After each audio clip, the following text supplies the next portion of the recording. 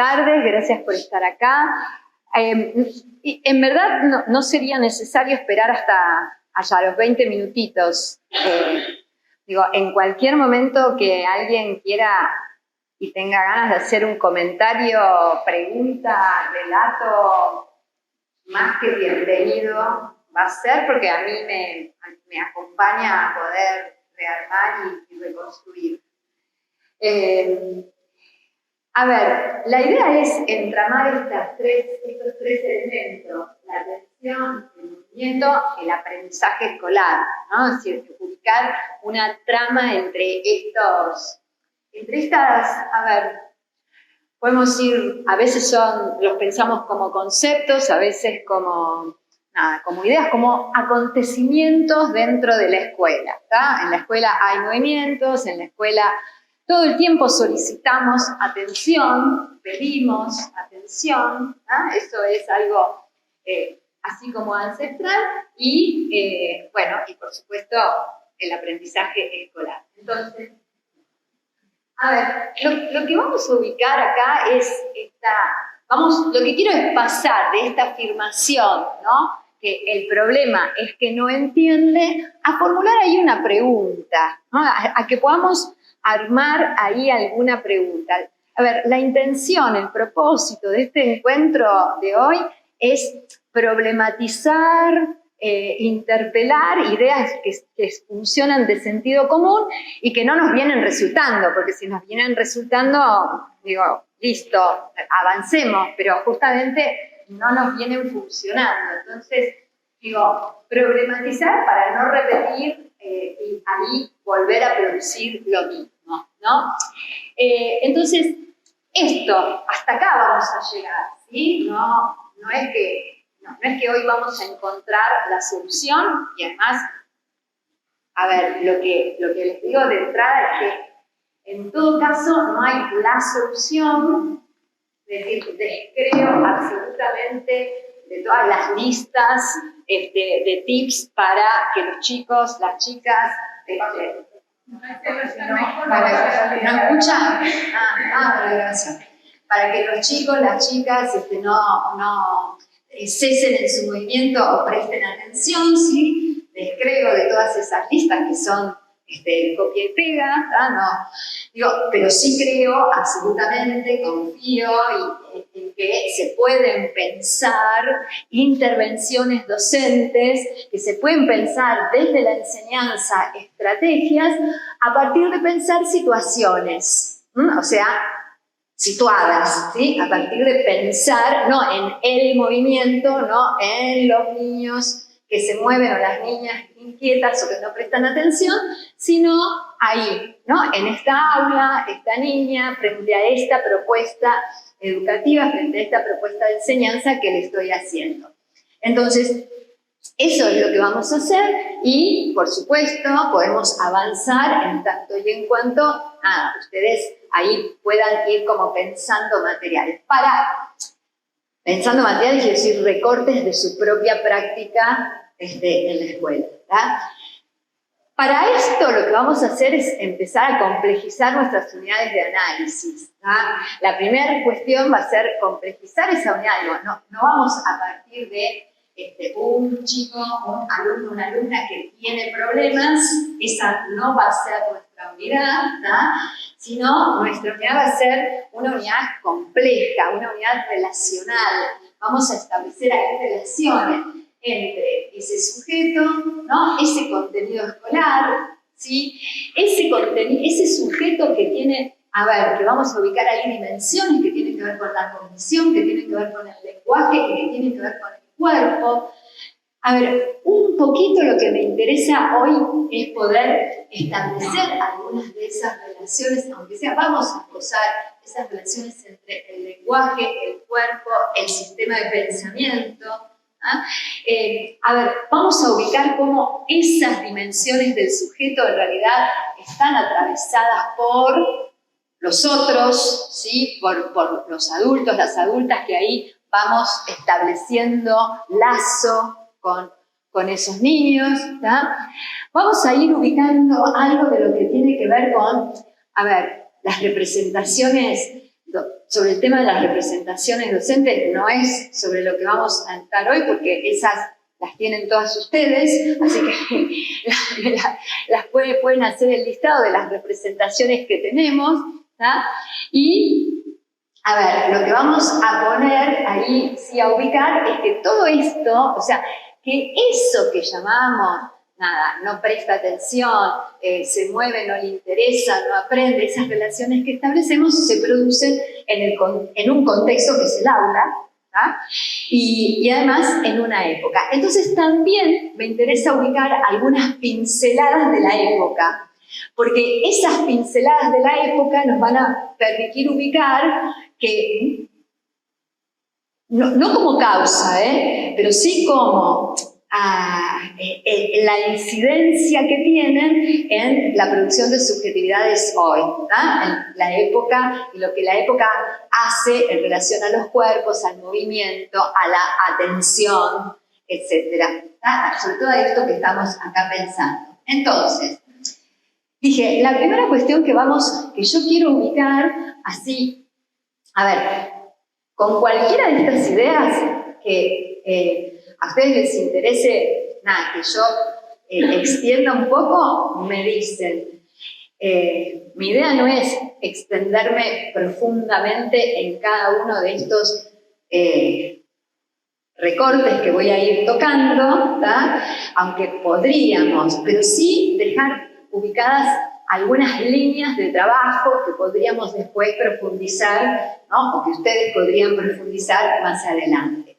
La primera cuestión acá es ubicar que ese cuerpo, ¿sí? Ese cuerpo que está en el aula, ese cuerpo, nada, con el que estamos hoy acá sentados, ¿sí? No es un cuerpo, a ver, no nacemos con un cuerpo, ¿no? Digo, nacemos sí con un organismo, ¿no? Pero ese cuerpo, el cuerpo es una construcción social y se construye en la relación con el otro.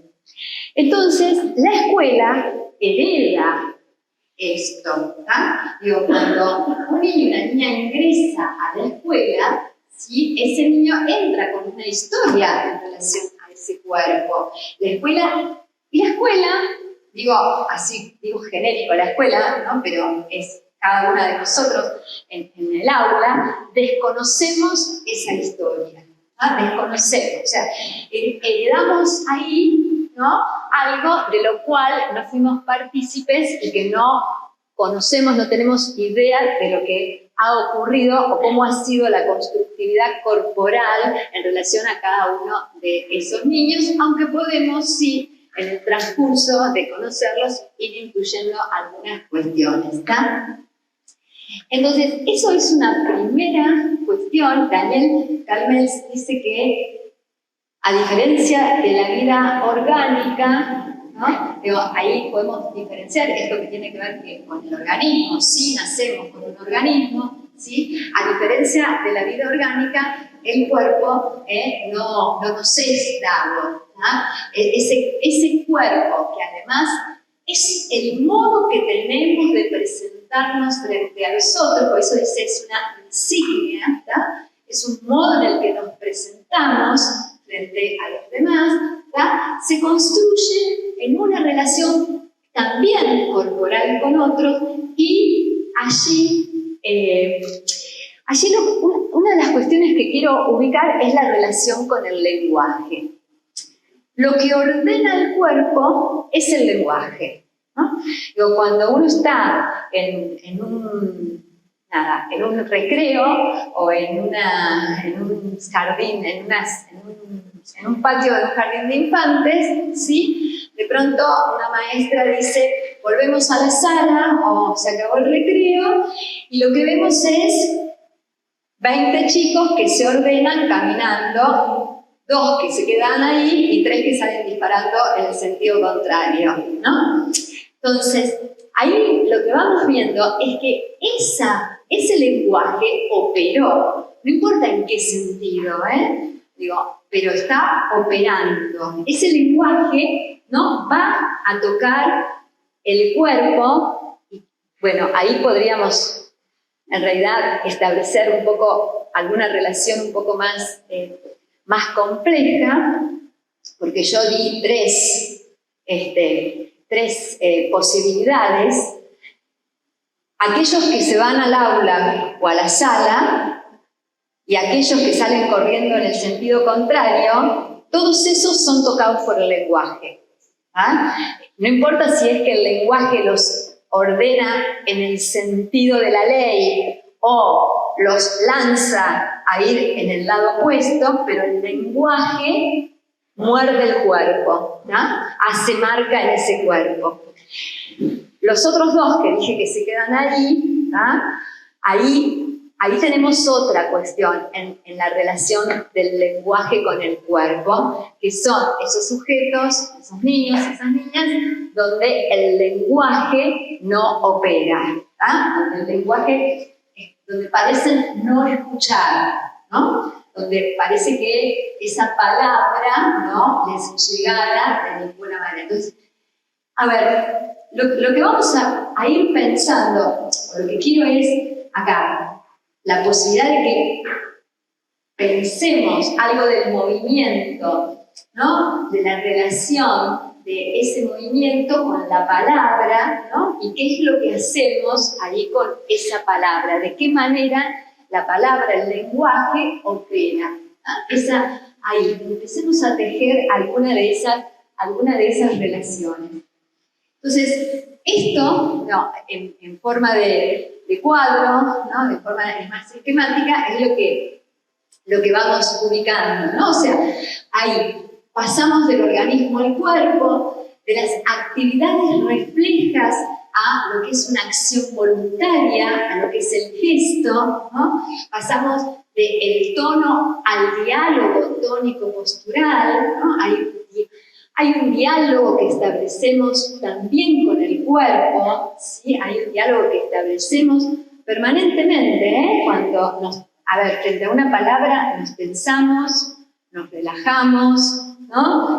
Cuando frente a una palabra nos puede producir escalofrío, ¿sí? Una palabra nos puede producir dolor de estómago, ¿no? Bueno, esas relaciones quiero que podamos pensar en términos de lenguaje y ahí construcción del cuerpo.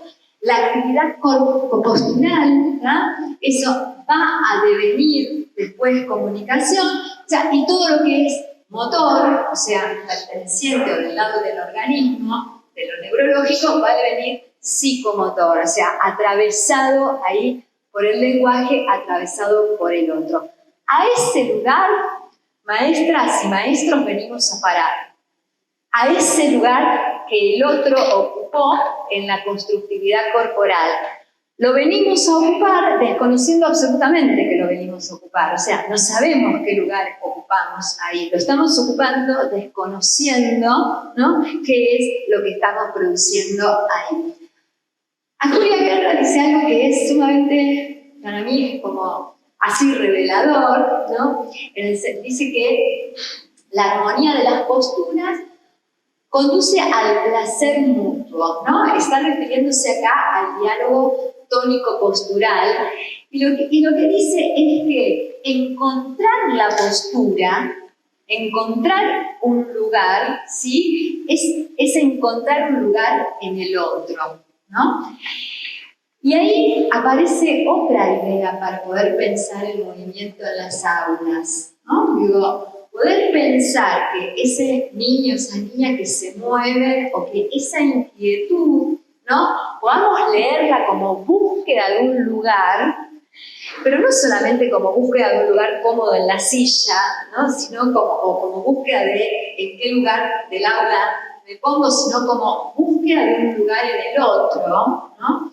Digo, que esa inquietud implique una búsqueda, ¿no? Implique un trabajo de búsqueda. Digo, poder pensar en términos de esas lecturas, ¿no? Puede ayudarnos a pensar, armar, construir otras intervenciones, ¿no? Que no sean las de pedir que se queden quietos y presten atención, que no está mal, ¿sí? Digo, de ninguna manera está mal, pero que mucho resultado no nos estaría dando.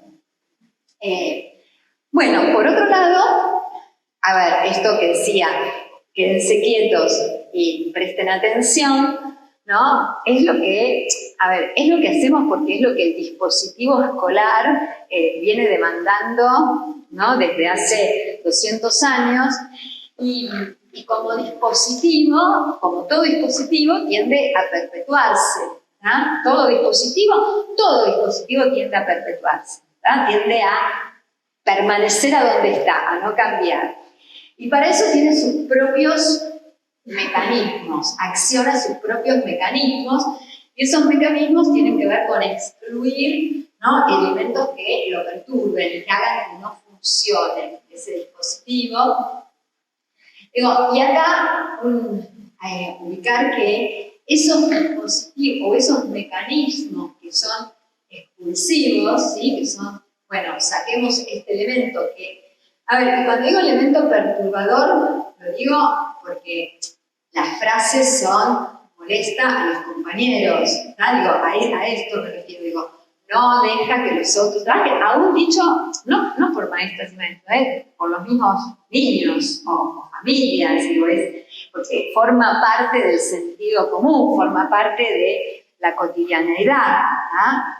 Forma parte del sentido común pensar que si uno se mueve no presta atención o que para prestar atención hay que estar quieto y sentado y sobre todo mirando para adelante y etcétera, etcétera, ¿verdad? De que moviéndose uno no puede aprender, ¿no? Bueno, entonces, esos mecanismos, ¿no? Que tienden a perpetuar se van sofisticando. Cada vez más, se hacen cada vez más sofisticados y además ahí viene colaborando mucho todo lo que es los discursos de salud, ¿verdad? Que se entrometen en la escuela cada vez más y vienen colonizando la escuela desde hace unos cuantos años. A lo que me estoy refiriendo entonces es a que cuando pasan estas cosas, empiezan a aparecer, entonces después, esto que llamamos tecnologías del yo, ¿no? Que hace rato, no es ninguna novedad hablar de tecnologías del yo, eso que está atrás es el texto de Foucault, ¿no? Que se llama así, tecnologías del yo, ¿verdad? Y que, a ver, tiene que ver con todas esas prácticas, ¿no? Que se van instituyendo, ¿no? Y que tienden ahí a controlar, supuestamente para mejorar, ¿no? A los individuos o a los grupos, ¿no? Y que apuntan no solo a los cuerpos, también a las acciones, ¿no? Y también al pensamiento, y también a lo que es la apreciación o valoración. ¿Tá? Digo, si hoy hacemos una encuesta a maestras y maestros acerca de si apreciamos más la quietud o el movimiento, adentro del aula apreciamos la quietud. Si apreciamos el barullo o el silencio, apreciamos el silencio. ¿Tá? Digo, y a ver, eso sí. Es un placer escucharte y es con mucha culpa que te interrumpo. Así, es un placer escucharte. Cuando vos dijiste recién, a esta edad de chicos, de chicas, nos separamos porque este resulta compañero, hay una mentira implícita en esa frase. Hay un discurso implícito, mentira. Lo que es memoria histórica. Sí. ¿Por qué digo esto? Porque todos estos lugares en el otro, que tienen que ver con el cuerpo, también tienen que ver con otra construcción social que es la identidad. ¿Quién es esa persona que me molesta? ¿Quién soy yo ante esta persona que se molesta? Que es justamente una de las tecnologías de yo, ¿no? Iba por pertenecer. Que tiene que ver con esto de la percepción y valoración, lo que estás diciendo. Totalmente. Ahora, eso, ¿tu nombre era? Guillermo.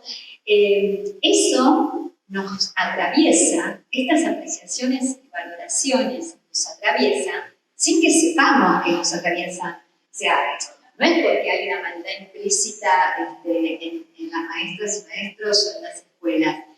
hay una cuestión, a ver, lo que sí no hay, y lo que es mi intención, por ahí, lo que no hay es pregunta hacia esto, no hay interrogación, ¿sí? No hay una puesta en cuestión, no hay la búsqueda de una cuestión, un pensamiento más crítico que diga, bueno, a ver cómo está funcionando esto, qué pasa con estas cuestiones.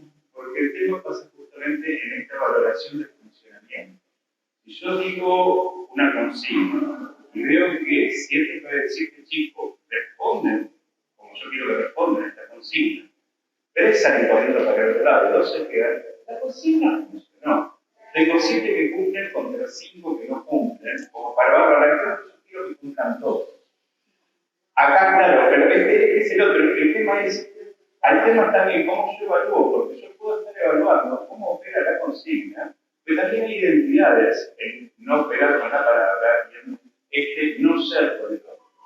Es que, bueno, ahí hay una de las ideas que me interesa compartir, y en esto que estoy diciendo, a ver, cuando yo digo esto, bueno, yo digo la consigna y el que no contestó fue él, todos los demás entendieron, ¿no? A ver, la idea que ahí tenemos que revisar es la de que la propuesta construye al destinatario. La propuesta construye al destinatario. O sea, es la propuesta la que crea destinatarios y no destinatarios. O sea, la exclusión es producida por la propuesta. Por eso digo, bueno, reflexionar en clave de inclusión es ubicar que hay algo en esta propuesta que se ajusta a 15 menos 1, ¿no? Y ese menos 1 es el que interpela. Ese menos 1 me interpela. Ese menos 1 me interpela.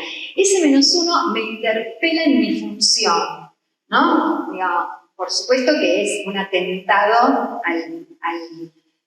a nuestro narcisismo, en el mejor sentido, no digo que eso esté mal, es un atentado al narcisismo. Digo, de allí lo que se produce como expulsar es él, no soy yo. Si funcionó en 15 y en 1 no, es obvio, entre comillas, que es él. Bueno, romper con esta idea del sentido común es absolutamente difícil. Primero porque es una idea, esta que estoy diciendo es una idea molestísima. Digo, es una idea muy perturbadora, es una idea, además de que es contracultural y contra el sentido común, es molesta, es absolutamente molesta. Pensar que no es que ese niño tiene que ir a hacer un diagnóstico y un tratamiento para poder entender mi consigna, poder seguirla, sino que yo tengo que revisar algo de esa consigna o las dos cosas, porque tampoco es o una o la otra. Y tampoco es que ningún niño necesita una consulta, ni un tratamiento, ni un espacio fuera de la escuela, ¿no? Pero, a ver, esta idea nos atraviese y nos permita como repensar, ¿no?, estas prácticas. Y estos dispositivos, ¿sí?, estas tecnologías, de hecho, se van sofisticando cada vez más, son cada vez más sutiles, y bueno, muchas son estas. Los cuestionarios que entran a la escuela, ¿no?, en donde hay que decir si un chico se distrae fácilmente, nada, poco, bastante o mucho. Que uno diga, bueno, ¿cómo, más allá de que lo poco riguroso de esa valoración, ¿no?, y lo altamente, depende del día en el que estoy y cómo me siento, y qué me está pasando para que ese movimiento hoy para mí sea mucho, y otro día es absolutamente nada, puede pasar, digo, y cómo esto es cultural. Saben que hay todos estos estudios, sobre todo todos los que tienen que ver con el movimiento, con la inquietud, con la atención, son de tradición anglosajona, no son de tradición latina, no vienen de la tradición anglosajona. Y todos estos estudios vienen ubicando en el último tiempo que estos cuestionarios funcionan diferente si yo los uso en poblaciones anglosajonas que si los uso en poblaciones latinas. Porque, bueno, lo que dice, más o menos, les digo textualmente, es que las madres y los padres latinos son mucho más tolerantes con el movimiento y con la inquietud, con el bochinche, etcétera, etcétera, etcétera, ¿no? Con lo cual, venimos hacia una cuestión de que, bueno, hay que hacer un tratamiento a los padres para que no toleren ese movimiento o esa inquietud, ¿no? Como que el problema va desplazándose a que, bueno, las familias toleran movimiento e inquietud que supuestamente, porque ahí eso es parte de la tecnología del shock, ¿no? Ubicar qué es lo que está bien tolerar y qué es lo que no está bien. O qué sería nada, poco, bastante, mucho, ¿no? Ese cuestionario tiene creo que 72 o 180 preguntas, ¿tá? 180 preguntas. No hay nadie que se salve, que de ahí salga normal. No hay nadie que de ahí salga bien parado, ¿no? Bueno, estos y muchos otros, acá hay otros, está lleno de estos cuestionarios que circulan cada vez más por las escuelas. Por suerte la mayoría de las escuelas no los aceptan y la mayoría de los docentes no aceptan responder estos cuestionarios. Así que bueno, ahí vamos. Entonces, lo que vamos a ubicar acá, es algo de pensar en términos de trayectoria. No voy a entrar con la idea de trayectoria ni a definir el constructo teórico de trayectoria, pero sí ubicar que el concepto de trayectoria, la idea, el constructo, nos permite justamente poner en relación las condiciones del sujeto con las condiciones estructurales, ¿tá? Con las condiciones epocales. A ver, las trayectorias, la idea de trayectoria justamente es la idea de algo que se va haciendo a medida que avanzo. La trayectoria no está definida, ¿no? La trayectoria no es un camino que ya está hecho, sino ese recorrido que voy construyendo con otros, ¿tá? Entonces, vamos a tratar de pensar algo de esas condiciones epocales y entonces corrernos de querer explicar el movimiento y la tensión a poder establecer una relación de comprensión. Cuando digo explicar, es pensarlo ahí en términos de causa, sea en la mente, si cada vez esta explicación en términos de causas cada vez se está haciendo más, se va simplificando más, ¿tá? Y cada vez se va haciendo más reduccionista. Entonces, en un tiempo más o menos pasado era la mente, de la mente pasamos al cerebro y del cerebro pasamos a las neurotrofinas y oxitocinas, etcétera, etcétera, ¿sí? O sea, a los neurotransmisores. Entonces, la explicación es en términos de causa, ¿no? Y cada vez va dejando más de lado, ¿sí? Cada vez se va descontextualizando más, ¿tá? O sea, la explicación ahí es ahistórica, asocial, ¿no? No hay contexto, no está situada, ¿tá? O sea, la causa en general está adentro del sujeto y cada vez más reducida. Y vamos a tratar ahí de comprender en términos de tramas, ¿sí? En términos relacionales, ¿no? Pensar en términos de comprensión, Emiliano Galende dice, que es un médico que se dedica a la salud mental, ¿no? Dice que la comprensión es un modo de relación con el otro, ¿no? Que la comprensión es un modo de relación con el otro. Entonces, vamos a ubicar ahí, entonces a poder pensar los problemas, porque sí hay problemas, ¿tá? No es que no los tengamos, a pensar esos problemas, pero en términos de tramas antes que por, ¿no?, la identificación de una causa, antes de pensar, bueno, ¿cuál es la causa? ¿Por qué en términos de tramas? Porque a los niños, a las niñas a los que nos dirigimos, ¿tá?, son niños que están intervenidos por prácticas sociales, ¿tá? No son niños naturales. Esos niños con los que trabajamos, esos niños a los que enseñamos, esos niños que transitan por la escuela, están atravesados por prácticas sociales. Entonces, no es posible hacer lecturas por fuera de las prácticas sociales, epocales que los configuran y que nos configuran, porque a esos niños, a esas niñas también a nosotros nos configuran.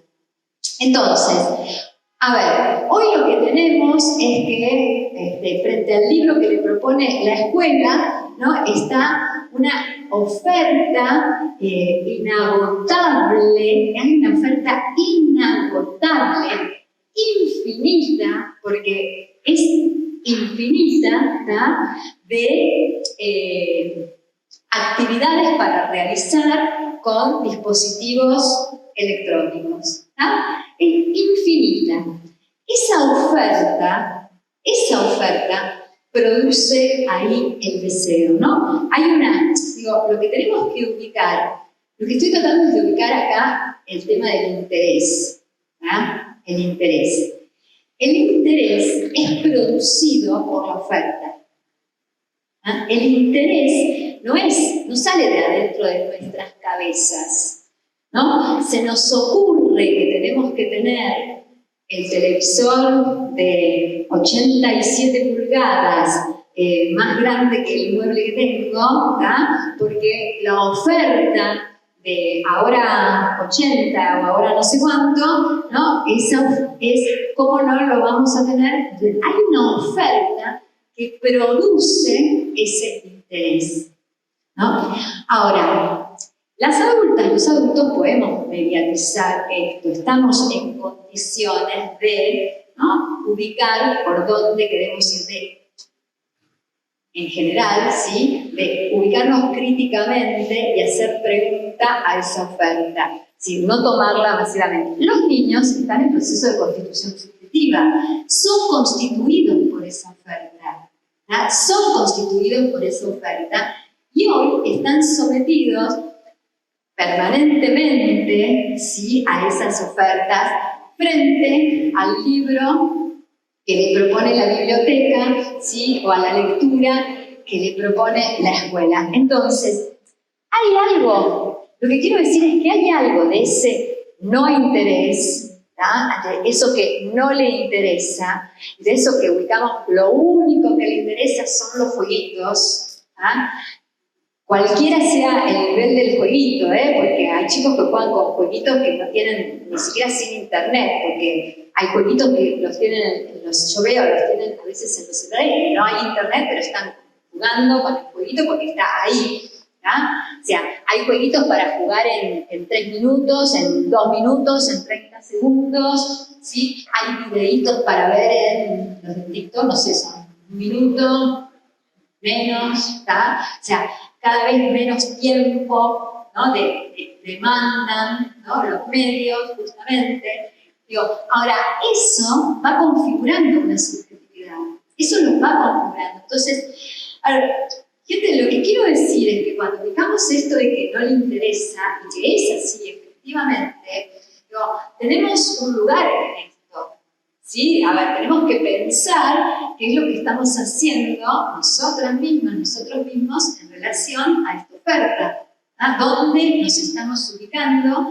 ¿Qué estamos haciendo? ¿Cómo la estamos pensando? ¿Cómo esto entra o no entra a la escuela? ¿Qué hace la escuela con esto? ¿Ah?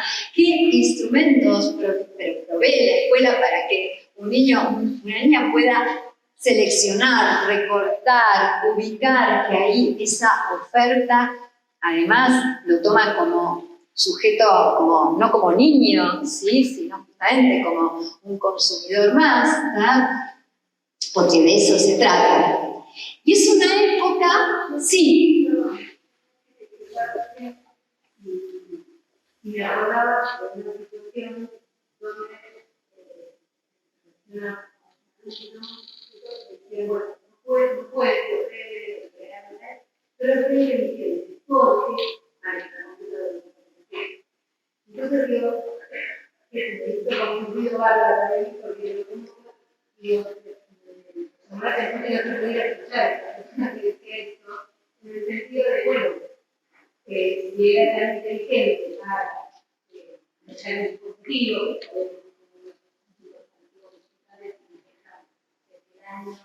todo esto, ¿cómo poder cambiar esta propuesta? ¿Qué poder ofrecerle?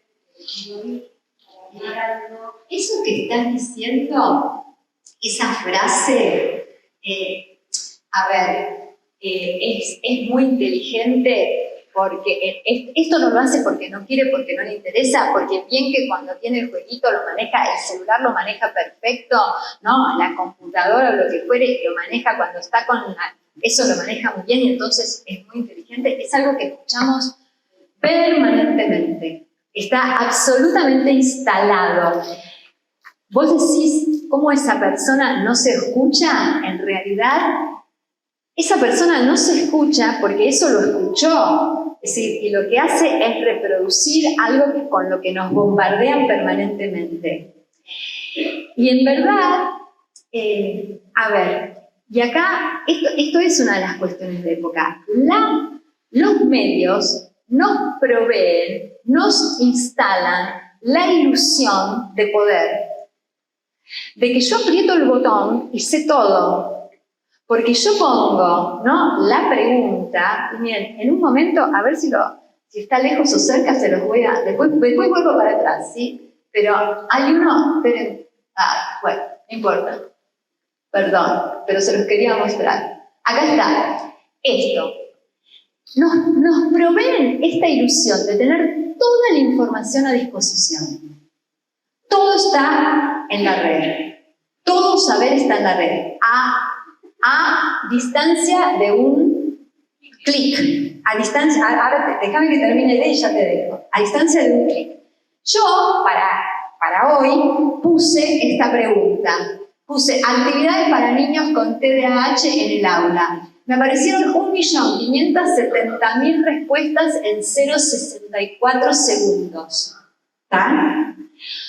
Ahora después, bien, hay una cosa que dice Paula Sibila, que a mí me parece que es, que a mí me hizo como repensar, ¿sí?, muchas cuestiones, y ella dice, no es que los medios no hay que usarlos o que son demoníacos ni nada por el estilo, pero hay que usarlos transgresivamente.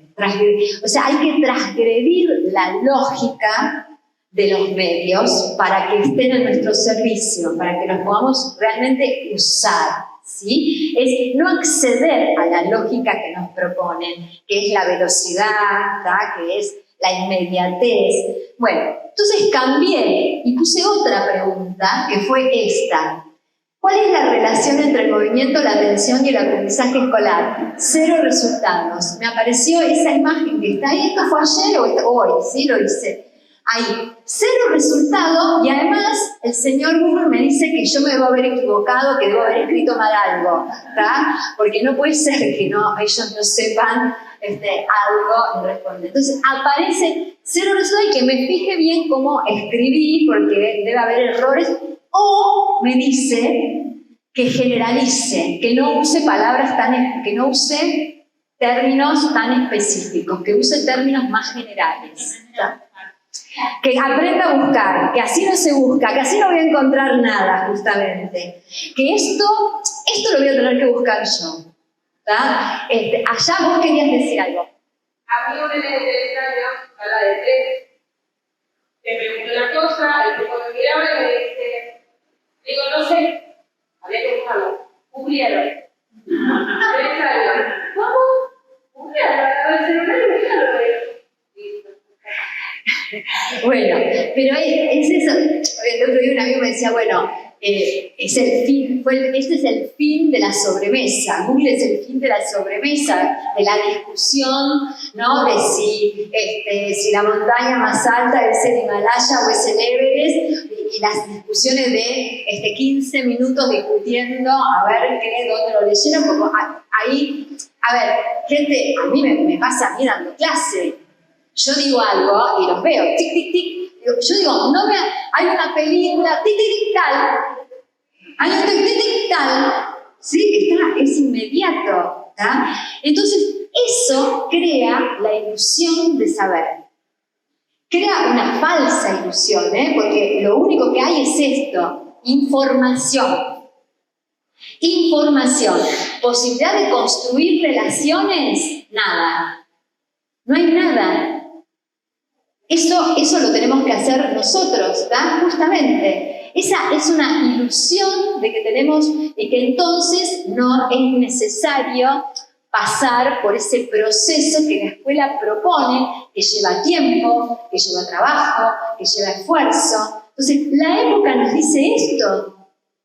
Todo está al alcance de un clic. Tengo que volver para atrás, perdón, pero lo estaba buscando. ¿Qué? Acá. Bueno, la época nos dice esto, rápido, ya, lo querés, lo tenés, ¿no? Es eso. Es la época de la satisfacción inmediata, es esto, ¿no? Hay una publicidad que no la voy a pasar porque seguro que acá no vemos en internet, pero sí, tenemos. No, dejá que vamos a hacer un día. No importa, después pongan claro, ¿sí?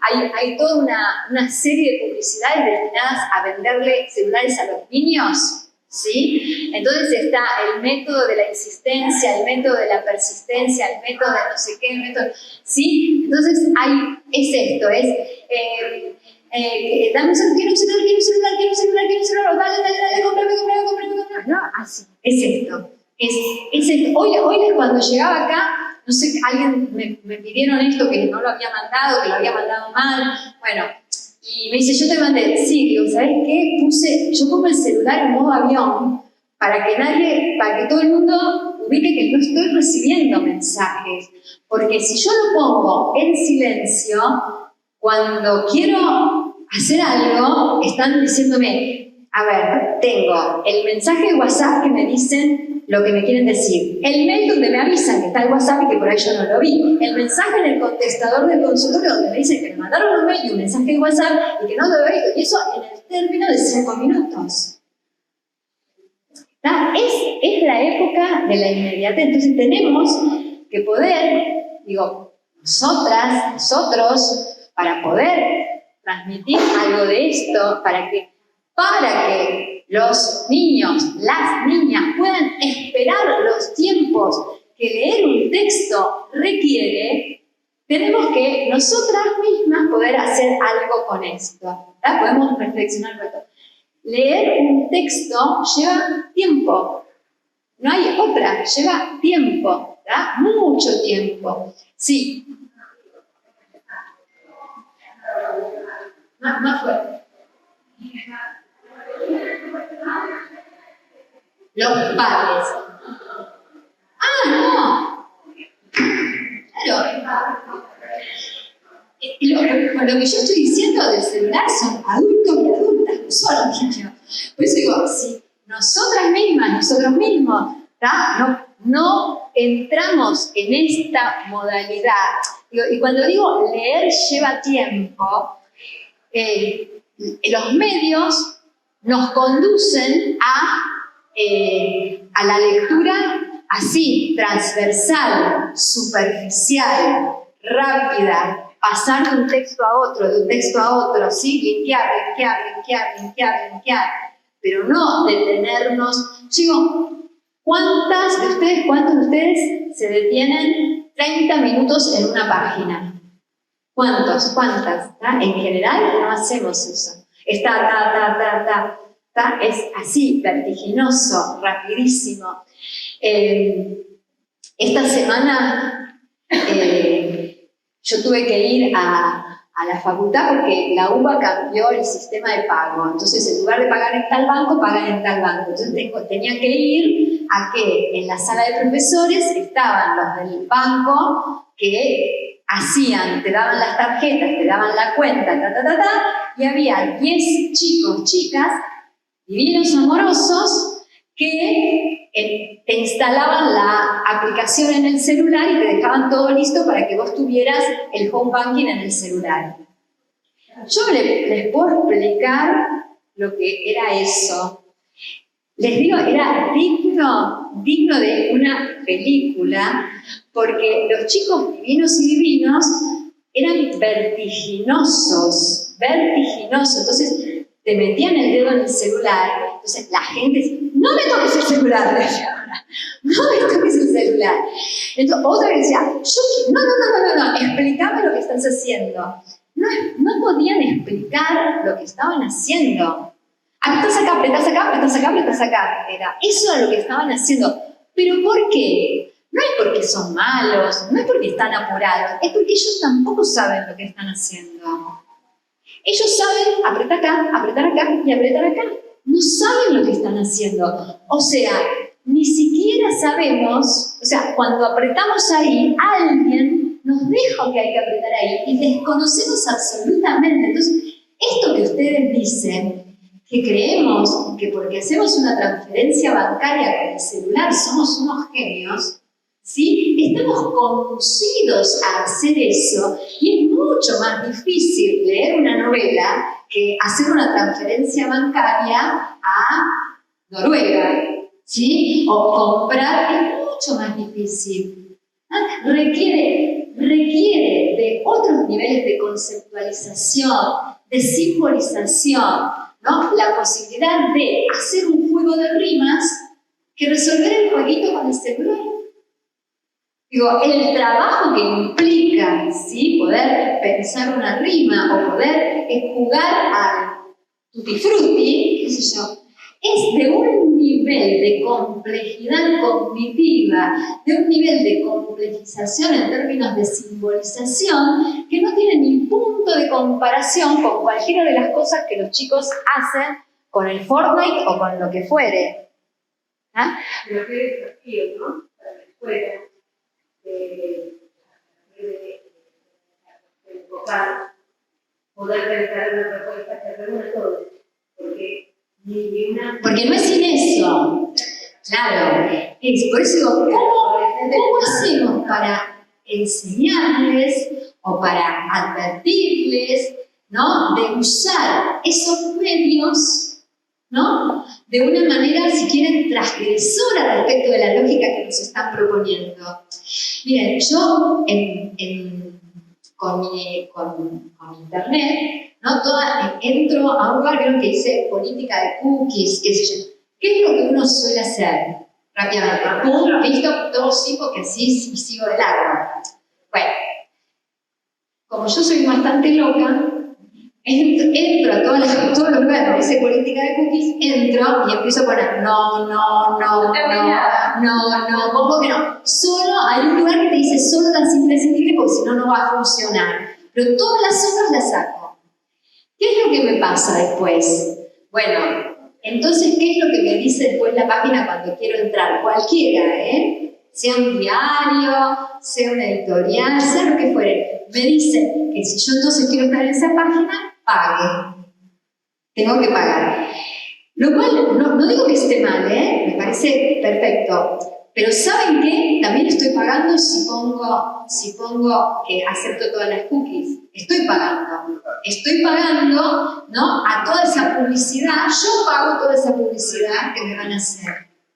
¿Está? Es eso. Cuando supuestamente estoy haciendo algo que entonces es gratis, entonces, bueno, es eso. No es que no estamos pagando igual. Ahora, ¿cómo hacemos que es este desafío? ¿No? ¿Cómo nosotras, nosotros, adultos y adultas, cómo podemos hacer que los niños se detengan si no nos podemos detener frente a la política de cookies y aceptamos cualquier cosa? Sí. Yo un poco haciendo raconto de todo lo que estoy contando, todo el tiempo me pregunto, yo soy profesora de educación física, tipo de abogado, y me pregunto, ¿no? ¿Cuál es el sentido de la escuela? ¿Para qué? ¿Para qué vamos? Y hay algo que aparece, a mí me aparece, que es el encuentro que dice todo el otro, el encuentro con otro. Un poco la sensación, cuando contás esta situación de lo epocal, mi sensación al escucharte es que el niño en el caso queda tomado. Esto de que el niño está construyendo su actividad en el encuentro con esta tecnología, queda tomado como un objeto. Ni siquiera hay un intercambio ahí de construcción subjetiva. Esto deviene en cosas muy graves. Y esto que vos planteás de hacernos preguntas, yo lo pienso como una cuestión, digamos, más idílica, que bueno que nos ponemos a pensar, y un poco también ponernos en un tono más de denuncia, en el sentido del discurso del sentido común, donde lo único que pedimos los adultos, yo no me incluyo, pero bueno, o trato de no hacerlo conscientemente, es que nos den respuestas que tienen con este diagnóstico. Digo, a mí me pasa que chicos que en el plan de natación, yo a un informe y le pide, ¿qué tiene?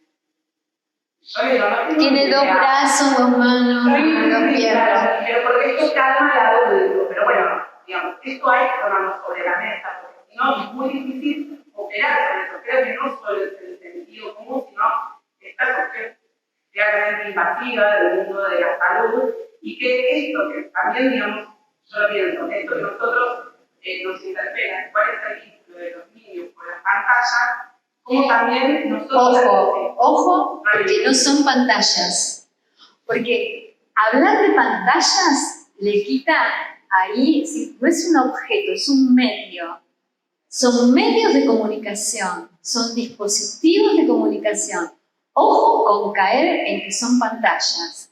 No son pantallas. Con una idea detrás y con un sentido... Exactamente. Hay algo ahí... Que está buscando otro que no te lo dice. Exactamente. Pero eso también se pone en juego en el trabajo entre adultos, muchas veces. Y se divuelta, no se construye, no se practica, no se fuerza, digamos, esto se replica. Sí, que es lo que vos decís, bueno, detenernos a pensar, a no reproducir, ¿no? Es decir, ¿qué estoy haciendo yo con este dispositivo? Y me parece que eso responde al sentido de la escuela, ¿para qué nosotros estamos en esto? Claro, porque, digo, no es que podamos, la idea no es, chicos, todos dejan al entrar el celular en la caja. Digo, no tiene que ver con eso, ¿verdad? Es cómo hacemos para que puedan usarlo de alguna manera diferente, o que sepan cómo lo están usando. Bastaría con eso, con que sepan lo que está pasando. Aceptar la política de cookies, pero entender lo que está pasando cuando haces eso. ¿Cuándo me va a servir? Claro, porque vos podés tomar esa decisión, pero tenés que, lo que no podés, lo que es inaceptable es que la tomen por vos. Entonces, esto es lo que tenemos que acompañar a los niños. Y todo esto porque es detenernos, ¿no? Es detenernos ahí. Hay que hacer una demora, hay que demorarse. Pensar lleva tiempo. Entonces, ahí, introducir el pensamiento en relación al acto, ¿no? Digo, detenernos antes de actuar, introducir ahí una pregunta que medie, y que es una pregunta que tiene que ver esto con lo que acabas de decir, con el sentido. ¿Cuál es el sentido, no? ¿Cuál es la significación? Ahí, recién, vos hablabas de esto de la relación con el cuerpo. Voy a pasar un cachito acá.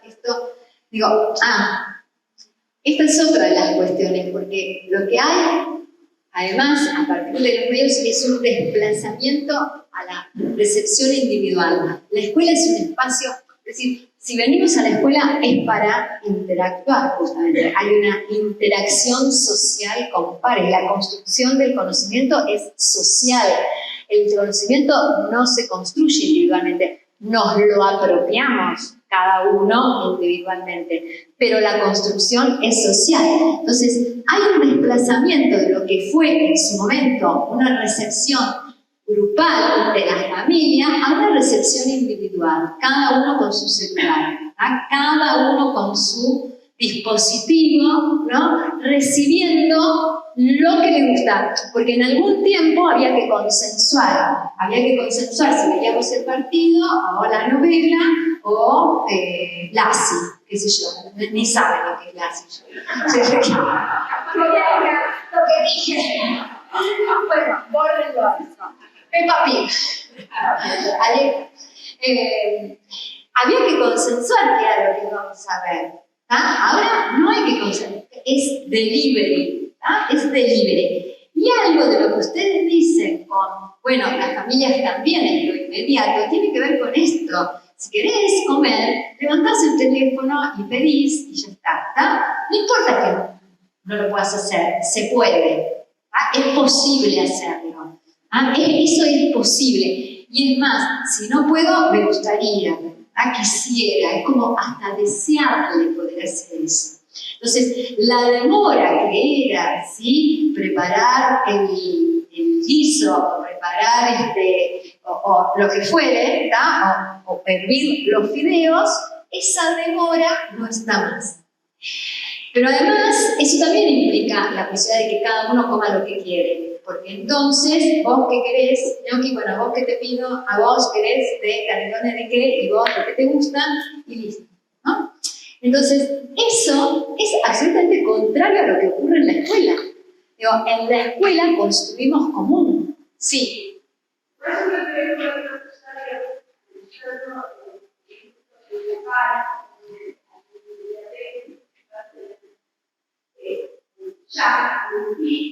de todos modos, creo que ir a las situaciones cotidianas donde la espera, lamentablemente no podemos una pareja colectivo, no colectivo, obviamente con los tutores, todavía, por suerte, siguen existiendo procesos de opinión y escenarios en donde el traje inmediatamente juega un papel de desafío en donde tanto los adultos como niños estamos, digamos, ahí, teniendo que retratar la situación como que Sí. ¿Cómo? Pero no solamente, yo digo, es verdad lo que decís, ya va, es verdad lo que decís, eso es verdad. Es verdad que las esperas fastidian, ¿tá? Y también es verdad que esas esperas se llenan con celular. Se recontra llenan con celular, ¿tá? La gente en la sala de un médico, ya está, en el colectivo, en los viajes, ¿está? Sí. Por eso se ve la cara de fastidio en los bancos, cuando no se puede sacar. En el banco, es Ahora que terrible. la gente empieza. El movimiento, el cuerpo. Todos adultos, porque casi no hay ningún niño en el banco. Pero bueno, somos seres psico-bio históricos sociales. Entonces, obviamente que estamos atravesados. Nosotros como adultos somos los que criamos y los enseñamos a los niños. Y obviamente los niños que crecen en una realidad que no es la que nosotros vivimos en nuestra niñez. No. Entonces ellos toman como natural el uso del celular y nosotros decimos podrías estar jugando al elástico afuera. No me acuerdo quién me contó, creo que era Mirta, que un niño le dijo que en la casa tiene papeles y lápices para cuando se corta la luz. Yo digo, lo anoté y me lo quedé, que tiene papel y lápiz, papeles y marcadores para cuando se corta la luz. Es decir, y lo dice con absoluta, ¿qué es esto? Pues sí, podrías estar, que además, a ver, retomo esto que vos decís, que decís, bueno, por suerte, ¿no? Lo que constatamos es que cuando se corta la luz en la escuela, ¿cómo tomamos esto? ¿Cómo nos metemos con esto? ¿No? ¿Cómo detener? ¿No? ¿Cómo ubicar algo ahí de, lo grupal, lo social, la retención, la demora, cómo dar tiempo, ¿no? Hay algo, como decías, el sentido de la escuela, la posibilidad de abrir un tiempo otro, ¿no? Otra temporalidad, que sea, ¿no? Demorarse en pensar ese ejercicio, en leer este texto, en comentar lo que acabamos de leer, en preguntarnos qué entendimos. Allá alguien quería decir, vos, sí. Yo digo que nuestro nivel inicial, el momento de poder, son inquietos. Mi novio tiene 4. Es una sala que si vos lo pensás, la trabajar en un retiro. Pero yo les dije, no, a ver, hablen en el momento de comer, no se trata. No se puede hablar porque está la camarera pasando por los tránsito. Charlen. Y yo, claro, una vez me pasó un grupo también de encuentro que me decía, estamos jugando a la Play, una caja por una manera que sirve. O sea, divide el único espacio que están 3 horas y cuarto, o 7 horas y cuarto, donde están con la PlayStation, la tablet, el celular. A ver, señor, que tenés en tu celular. Ah, yo tengo ese jueguito, yo también tengo ese jueguito. Tenés Disney, porque como es que haces con Disney. Entonces, es un espacio donde aprenden a charlar a la hora del evento o desayuno, aprenden cuando están comiendo a charlar con el otro, a buscar qué hacer. Miren, si estoy aburrido, piensa, miren, todo eso en el piso.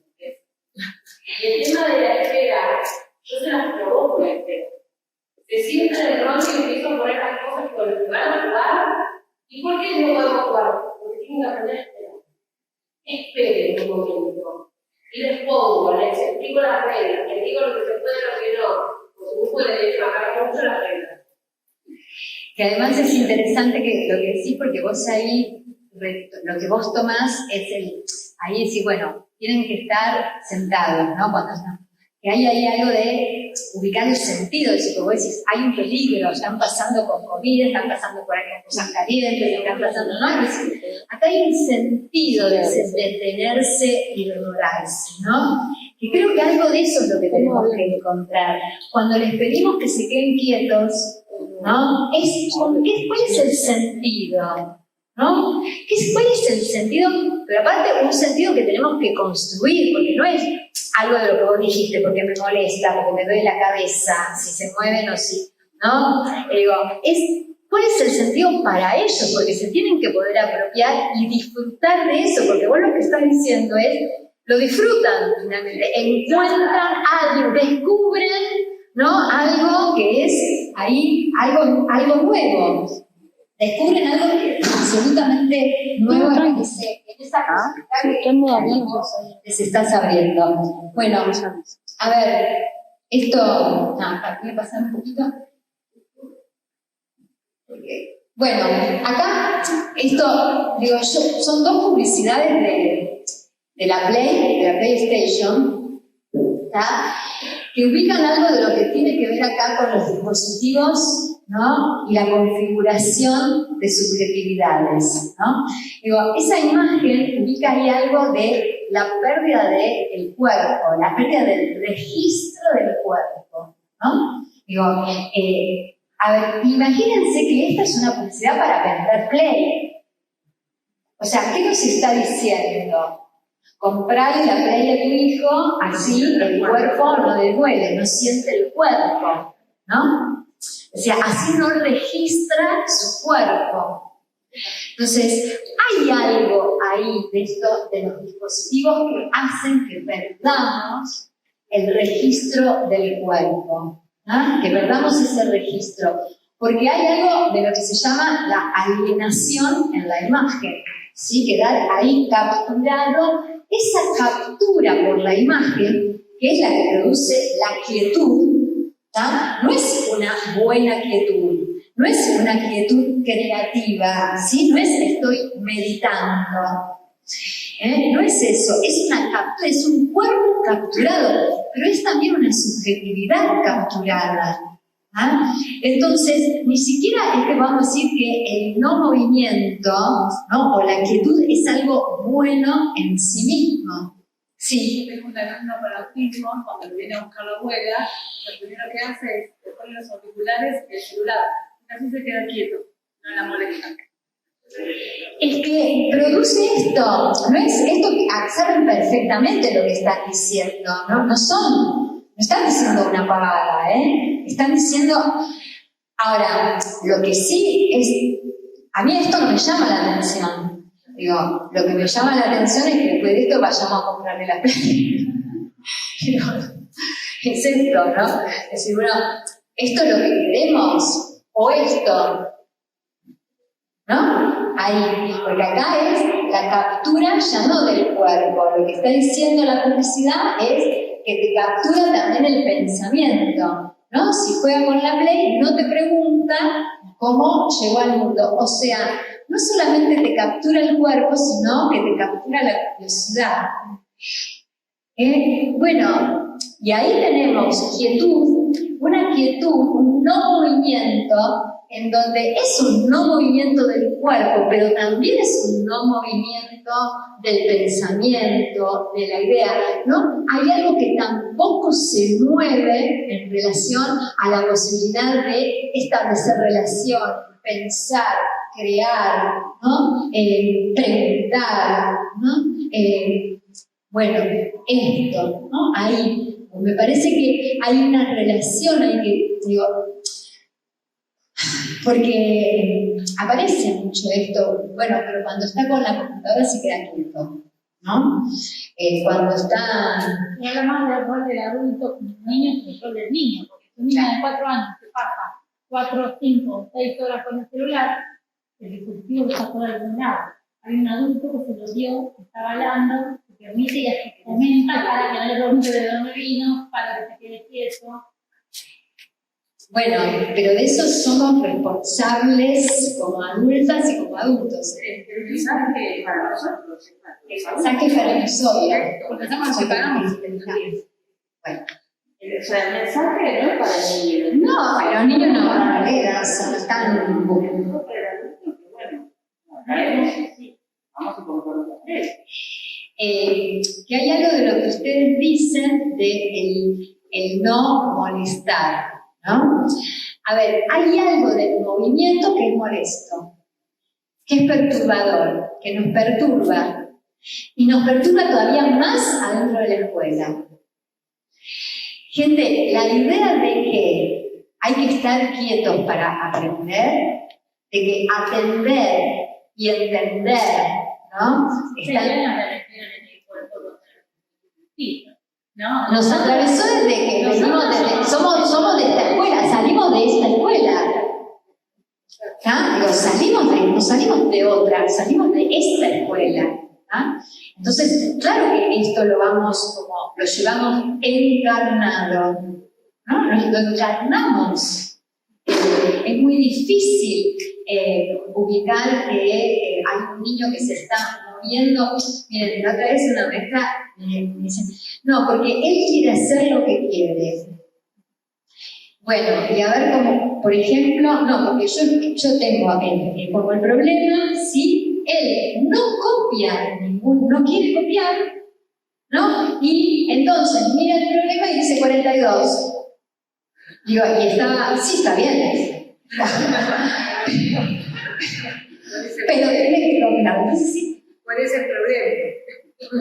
Claro. Dale un problema que sea. Pero es que a ver, no es que esta maestra dice algo que nadie va a pensar que copiar del pizarrón sigue siendo una actividad que adentro de la escuela consume una cantidad de tiempo que es impresionante, ¿no? Y que uno se pregunta, porque a veces hasta tienen el libro y copian en el cuaderno lo que está en el libro. Uno dice, a ver, si está en el libro, ¿para qué lo tienen que copiar en el cuaderno? Pero es una actividad permanente dentro de la escuela.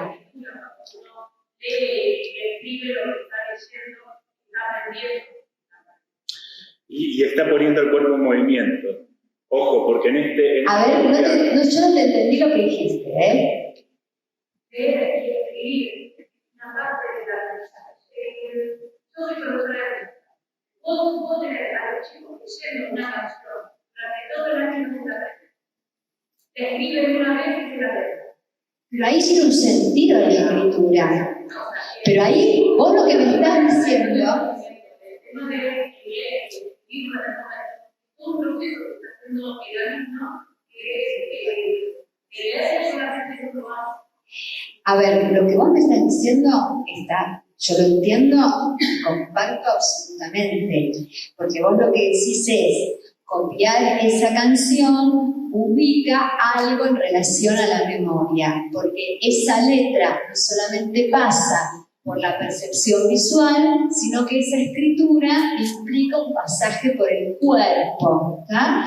Hay algo de la escritura que toma al cuerpo y eso funciona de esa manera. Pero ahí hay un sentido, vos introducís esa tarea y esa actividad con absoluta significación. Ahora, no es verdad, absolutamente no es verdad, que copiar 5 páginas del manual sobre la vida de los aztecas hace que vos sepas algo de la vida de los aztecas. Porque la memoria no es conocimiento. Una cosa es la canción, que la tienen que aprender de memoria, es otra cosa. Digo, lo que tenemos que pensar, gente, es la relación entre esas actividades, los procesos mentales en juego, nuestros propósitos, ese contenido. Entonces, es absolutamente pertinente cuando vos lo que querés que se acuerden de la canción y que se la aprendan de memoria, esa actividad absolutamente pertinente. Ahora, yo no quiero que se aprendan de memoria 5 páginas sobre aztecas. Quiero que entiendan la relación que hay entre esa forma de vida y lo que pasó con la llegada de los españoles, entre las formas de cultivo que había y la vida, si era nómade o si era sedentaria, los modos de relación social que había en esa época. Entonces, eso no se consigue copiando. Eso es lo que digo, ¿qué relación hay entre la tarea y mi propósito? Cuando la relación entre la tarea y mi propósito está divorciada, la tarea queda del orden del sinsentido. Eso es lo que estamos ubicando. Entonces, habrá y hay, como vos estás diciendo, actividades de copia pertinentes y otras muchas que no lo son.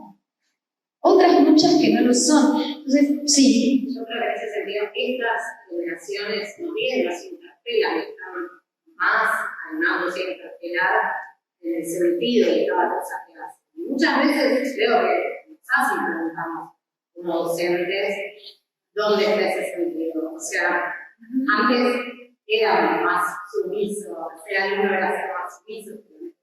Creo que ahí trae el orgullo, Vos decís que está bueno, a ver, lo que está bueno es escuchar, es eso que nos interpela y preguntarnos en el sentido de, bueno, ¿qué pasa ahí con la enseñanza o nuestras prácticas de enseñanza? Es eso, porque a lo mejor no es cambiarla, a lo mejor es volver, es retomarla, pero es eso, entendiendo qué es lo que estamos haciendo, que ya es otra cosa y otro lugar, sí.